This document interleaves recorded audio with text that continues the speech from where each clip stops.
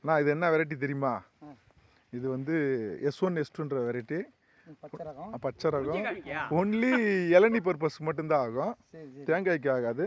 ஆனால் 100 மரம் இருந்தால் ஒரு 21 நாளைக்கு ஒரு தடவை 1 லட்ச ரூபாய்க்கு நம்ம பறிக்கலாம். இது அப் டு மேக்ஸிமம் 65 வரையும் இளநீ பிடிக்கும் இந்த கொலைக்கு. ஒரே க்ரீனாக இருக்கும். நம்ம வருஷத்துக்கு உரம் எப்படி வைக்கணும்? நல்லா கூடுதலாக வைக்கணும், ஏன்னா நிறையா காய்க்குதுல.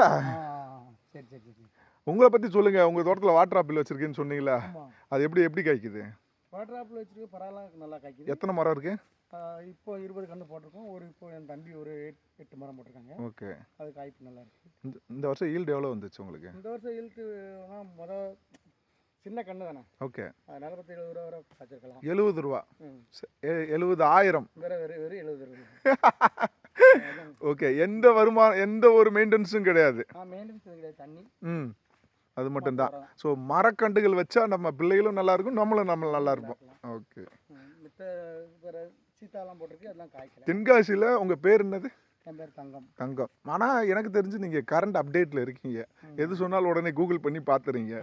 செகண்ட் திங் வாட்டர் ஆப்பிள் வச்சுருக்கீங்க, வேறு என்னென்ன வச்சுருக்கீங்க? வாட்டர் ஆப்பிள், சீனிப்பழா, அதுக்கடுத்துல திங்க பலாப்பழம், கறிப்பழம் இருக்குது, கறிப்பழம், அதுக்கடுத்தால மங்கிஸ்தான் இருக்குது, ரமட்டான் இருக்குது, கொய்யா இருக்குது.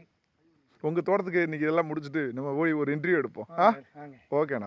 மெயின் ரோடு அன்றைக்கி எங்கே எட்டியில் இறங்க இல்லை, நம்ம முடிச்சிருவோம். இப்போ 300 கண்டு தென்னங்கண்டு தானே, இன்னும் கொஞ்சம் நேரத்தில் முடிச்சிருவோம். முடிச்சுட்டு வச்சிடலாம், மங்கூஸ் அங்கே வச்சிடலாம்ண்ணா. ஓகேண்ணா.